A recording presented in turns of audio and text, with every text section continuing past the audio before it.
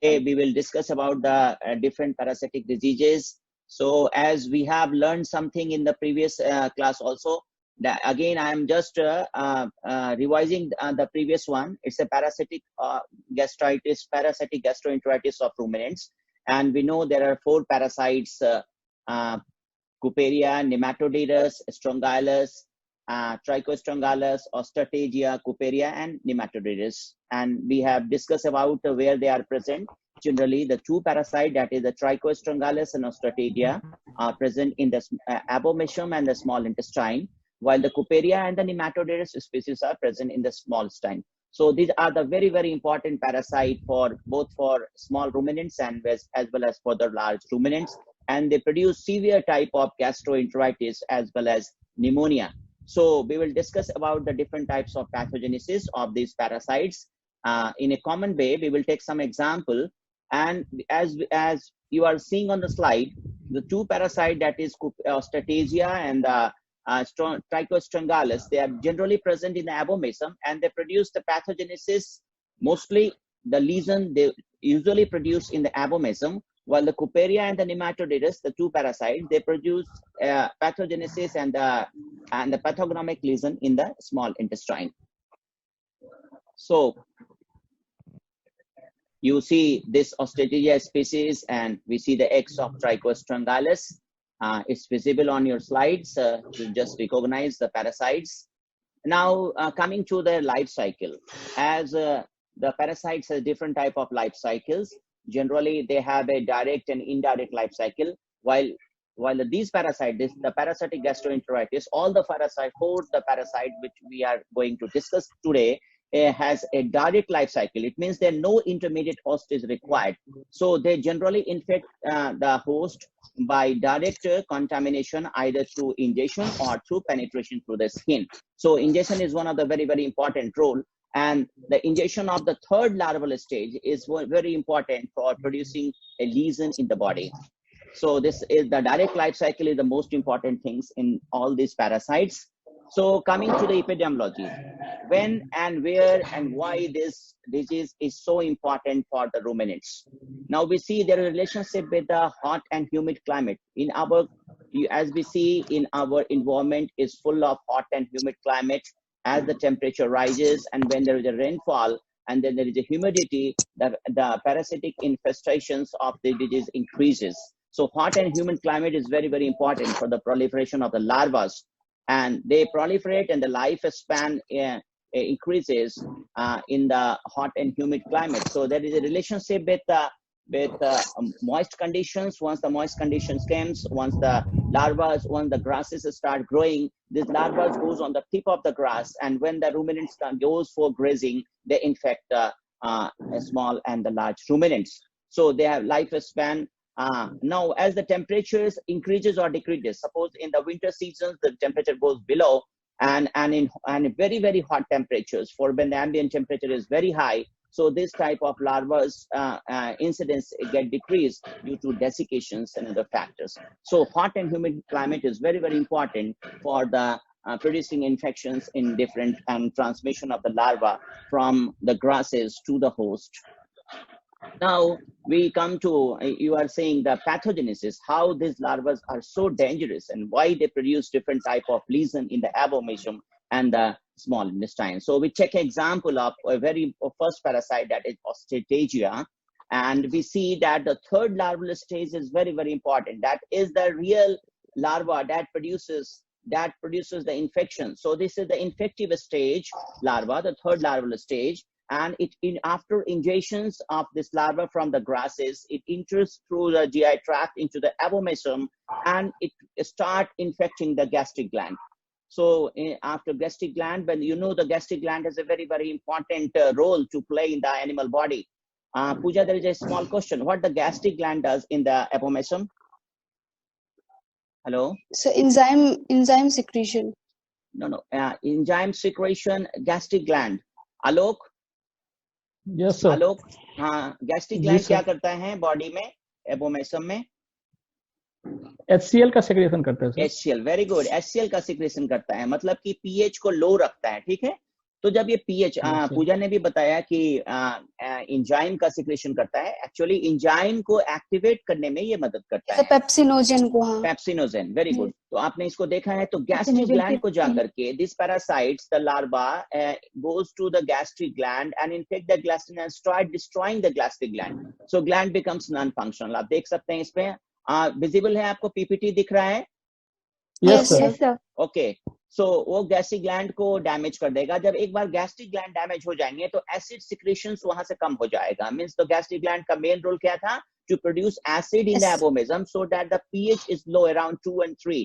ठीक है, तो वो पीएच का रिडक्शन, अगर पीएच कम प्रोड्यूस हो गए, अगर गैस HCl कम सिक्रेट होंगे, तो pH, now the pH of this abomasum start rising.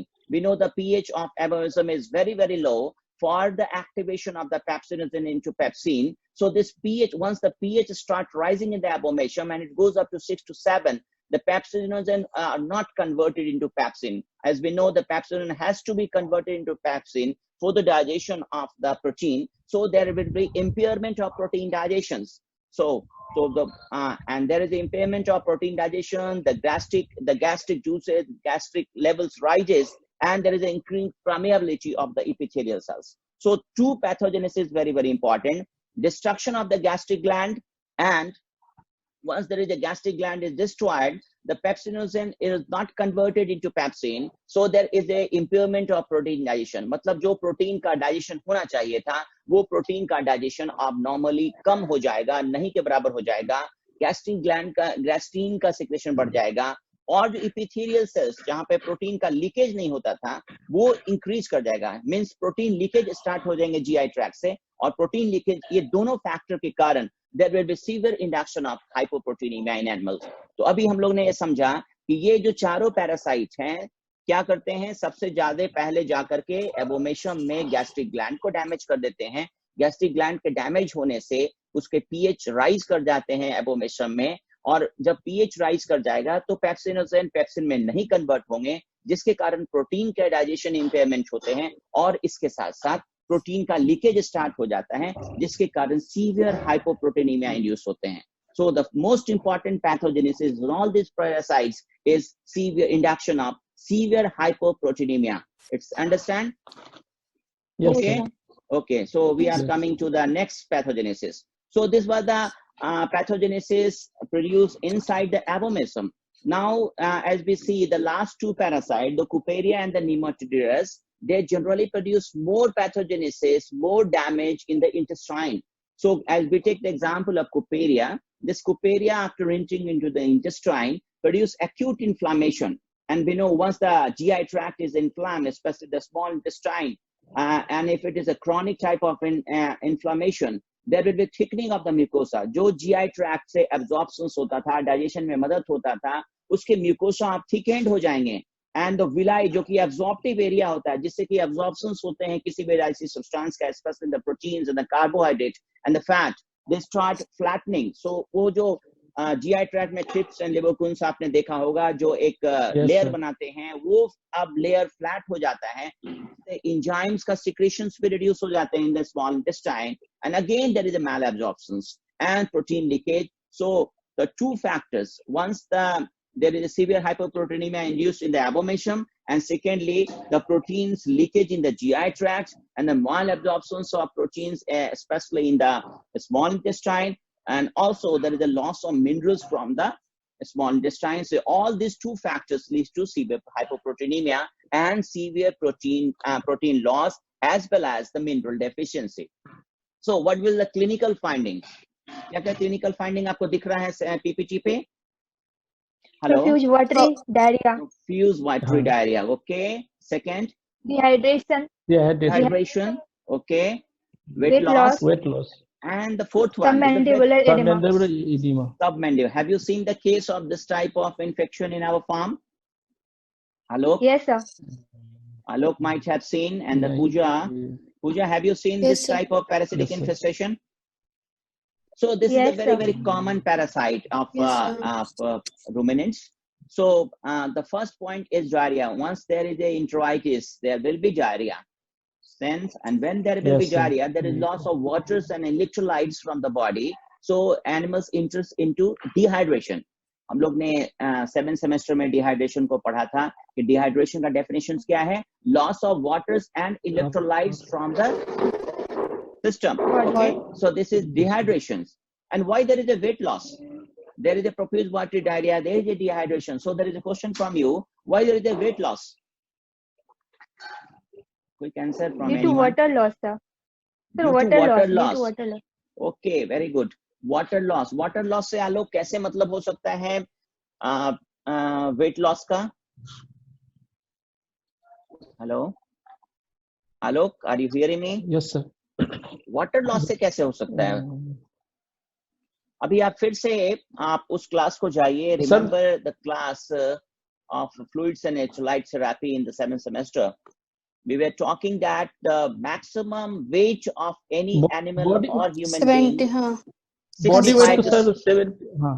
Yes. yes, 65 to 70% of the body weight is due to Yes. water.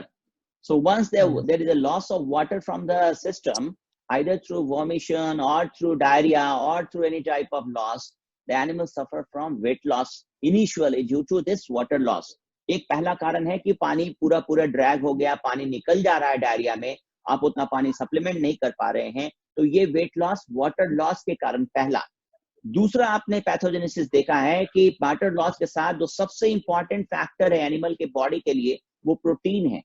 अगर प्रोटीन का इम्पेयरमेंट हो गया, डाइजेशन का इम्पेयरमेंट हो गया, हाइपोप्रोटीनीमिया के कारण मसल्स डेवलप नहीं कर पाएंगे. There will be loss of the body due to hypoproteinemia. That is the chronic loss. Okay, so the fourth important point we are getting in the clinical finding is the most important one. It is submandibular edema. Now what is submandibular edema?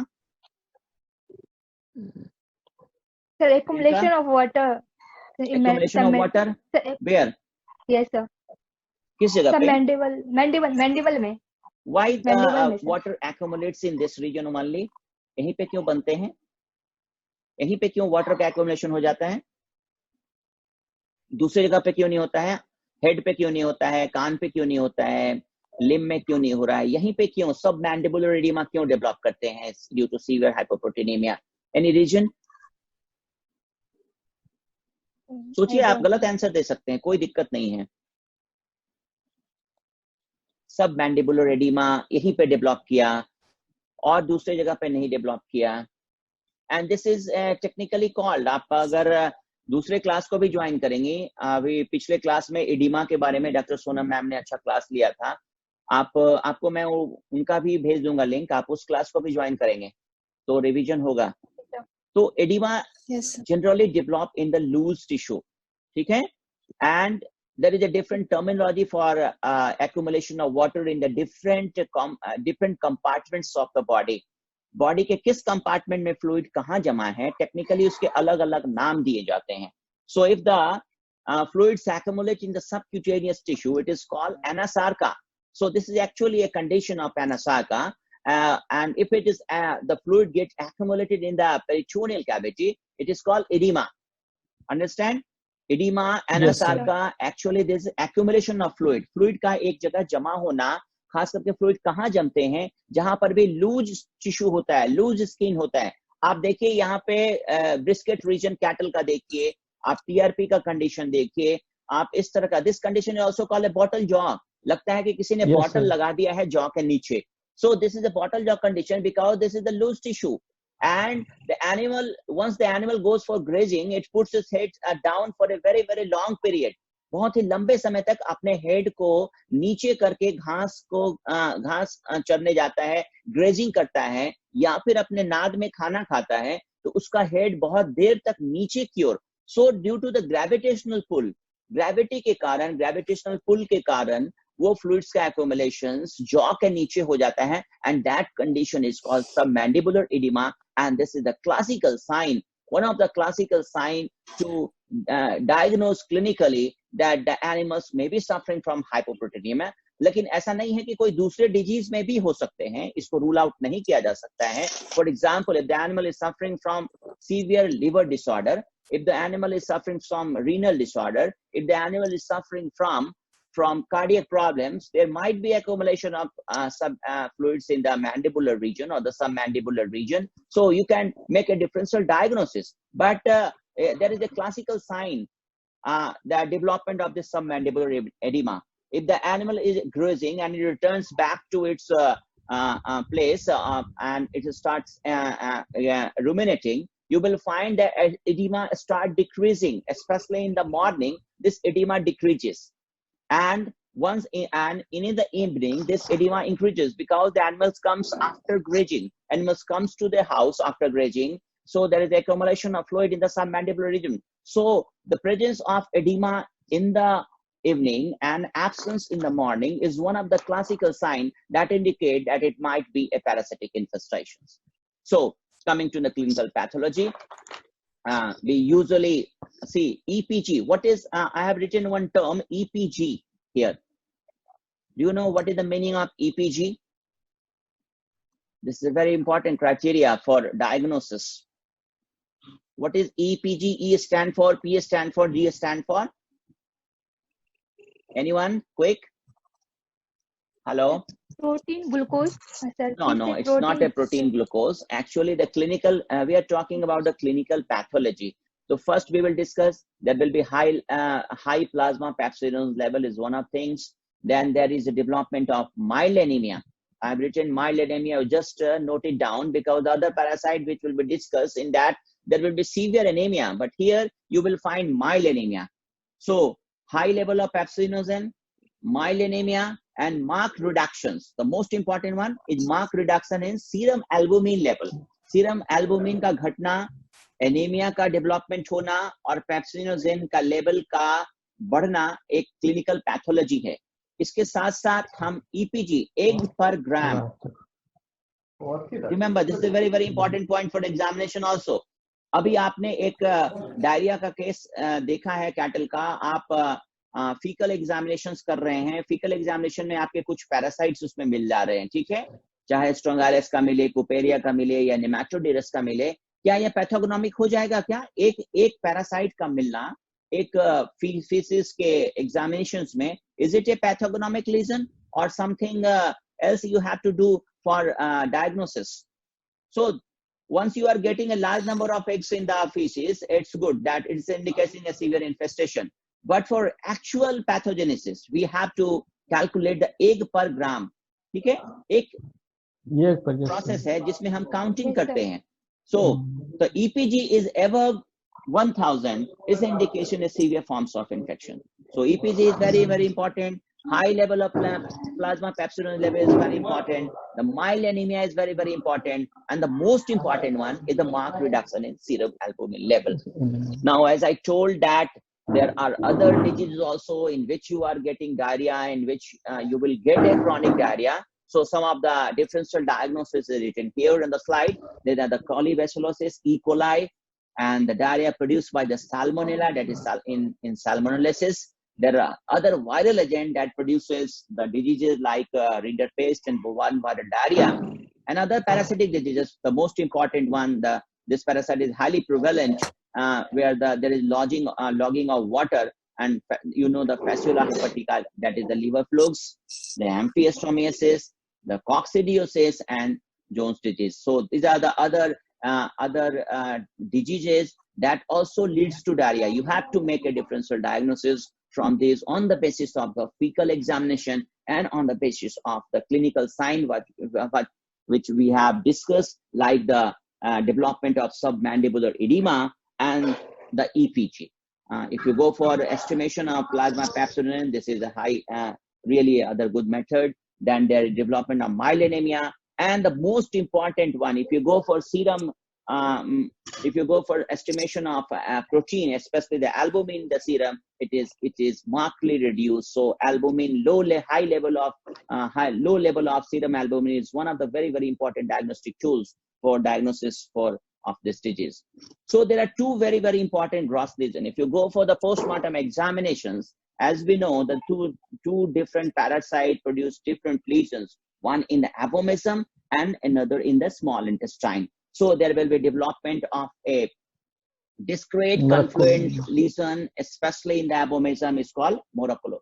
So this Morocco Morocco leather appearance of abomasum is very, very important pathognomic lesion for the diagnosis of these parasitic gastroenteritis diseases. Now, another, as we have discussed, that there is a villous atrophy in the small intestine, especially in the Trichostrongylus species. So there is a presence like a fingerprint impression.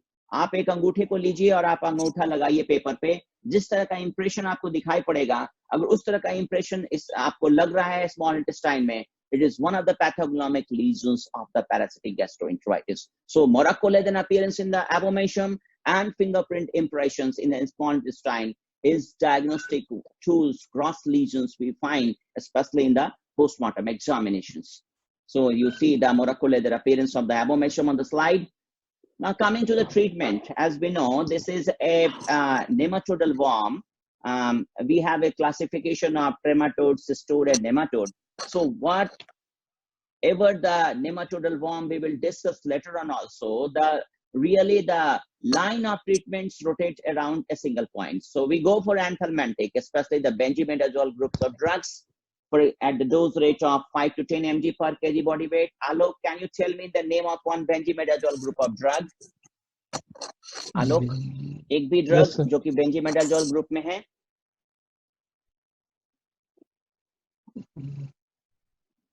So I am running out of time.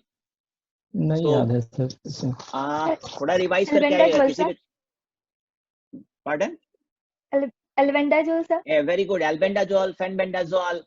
Okay. Albendazole, cambendazole. Okay. Good.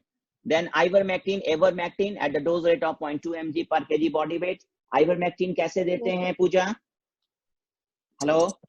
Sir. ivermectin कैसे खिलाते हैं जानवर में? कैसे, क्या dose, क्या root है उसका आइवरमेक्टिन एडमिनिस्ट्रेशन का? अभी आइवरमेक्टिन बहुत चर्चा में है, आप लोग न्यूज सुन रहे हैं क्या? Yes sir. कोविड-19 में आइवरमेक्टिन का कहीं कहीं मैंने मेंशन देखा है. जिस तरह मलेरिया के ड्रग के बारे में चर्चा हो रहा है, उसी तरह से आइवरमेक्टिन के बारे में चर्चा हो रहा है. So this is ivermectin 0.2 mg. It can be given subcutaneous or it can be given orally. Now other is a levamisole. You know the name of imidothiazole groups of anthelmintic, levamisole. Yes, sir. It is a very, very important role. It acts as anthelmintic as well as दूसरा role क्या है levamisole का? As a immunomodulator. You know yes, sir. the role of immunomodulator. अभी के इस समय में जब हम लोग लॉकडाउन में हैं और हम लोग क्लास घर से कर रहे हैं, वहां पे इसका इस तरह के चीजों का फिर से एक बार चर्चा हो रहा है कि immune system is very very important. So if they suppose there are two animals and one is highly infected and another one is not very much infected. So what may be the factor? The factor may be immune system of that animal may be good. For levamisole, at the dose rate of 2.5 mg per kg body weight is used also as a immune loss of other microminerals from the system, and the liver function is also compromised. So go for some liver tonics. And the most important one, if the animal is suffering from dehydration, it is the fluids and electrolyte therapy, especially in the case of serious cases of the animal is suffering from diarrhea for a very, very long period. They're not unable to take large amount of fluids. So you have to go for give fluids and electrolyte intravenously. Otherwise, you can go for some oral administration of fluids, like different types of products are available in the market. You go for the oral feedings of fluid and electrolyte, or you can make the fluids and electrolytes orally by their own. For example, you go for sodium chloride and the molasses, you add in the feed, it may act as or in the water, and the animal start taking the fluids and electrolytes orally.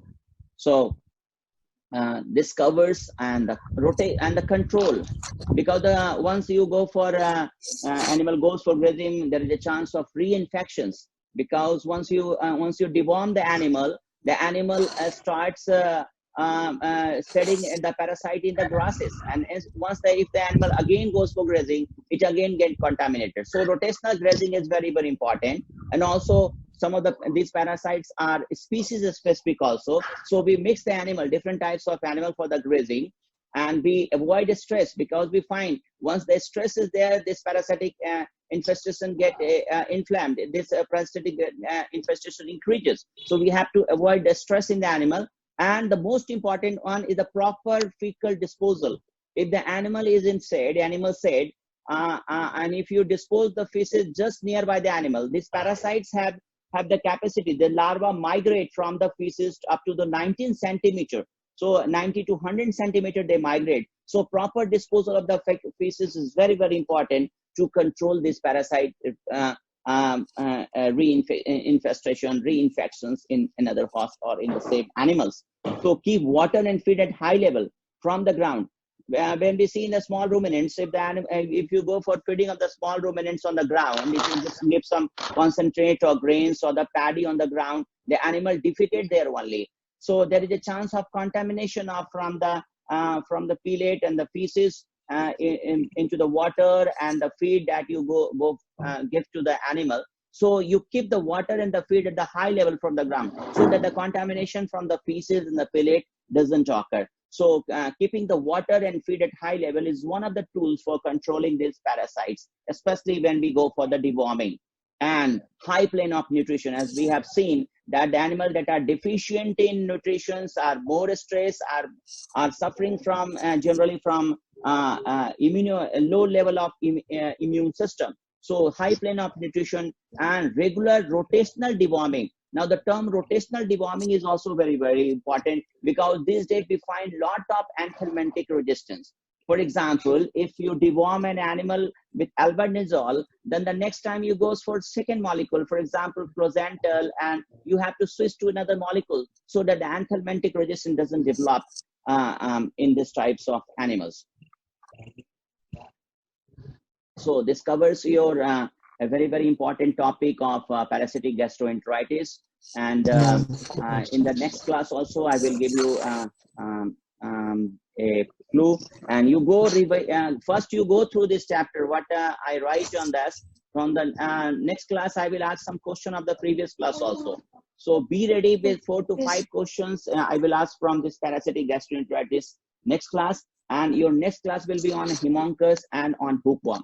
So first you revise, you come with revisions through books or through internet, or through, if you don't have a book at a place, you go through the these parasitic infestation. Especially there is a book on our website. You can Merck's manual is there. You revise and then come for the class. So thank you for joining this class, and the time is over. So thank you, sir. Again, I request you be present on the time, because you people are, I think this is for the first time you are joining. So yes, sir. From the next class onward, I think you might have seen the routine also. मैंने routine आपको भेजा है कि अगला class किनका है. Tuesday का class आप देख लीजिएगा किनका है, वो इस समय होंगे. और आप लोग अपने अपने लैपटॉप या फिर आपके पास एंड्रॉइड है उस पे रहेंगे. आलोक, आप कहाँ पे हैं अभी? घर पे हैं सर. ओके, आपके पास है ना?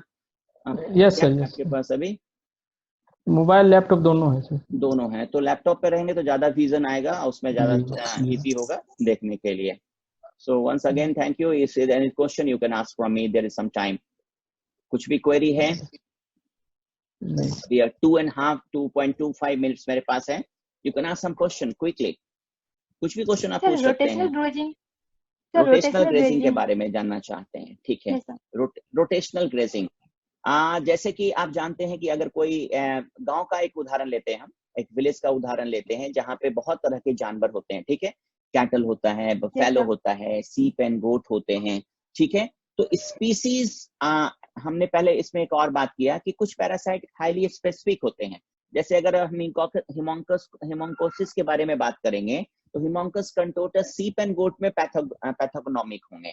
तो एक बार हम किसी खास जो ग्रासलैंड्स है जहाँ पे हम ग्रेजिंग के लिए ले जाते हैं, तो एक बार हम स्मॉल रूमिनेंट्स को उस जगह पे ले जाएंगे, उसके बाद चेंज कर देंगे, उसके बाद फिर उसको हम थोड़ा दूसरे जगह पे ले जाएंगे, वहां पे फिर हम कैटल को ग्रेजिंग के लिए ले जाएंगे, कैटल के साथ साथ फिर हम बफेलो को ग्रेजिंग के लिए ले जाएंगे. तो इस तरह से हम स्पीसीज का रोटेशन करेंगे, ताकि खास करके जो स्पीसीज स्पेसिफिक पैरासाइट्स है, किसी एक स्पीसीज को जो खास करके इन्फेक्ट करता है, उसका एक रोटेशनल साइकिल ब्रेक हो जाएगा यहाँ पे.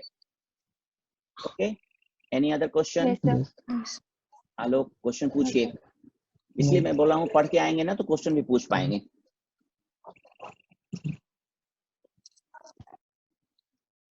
ओके, आप नहीं पूछ पा रहे हैं, क्या फीडबैक है? आपको समझ में आया?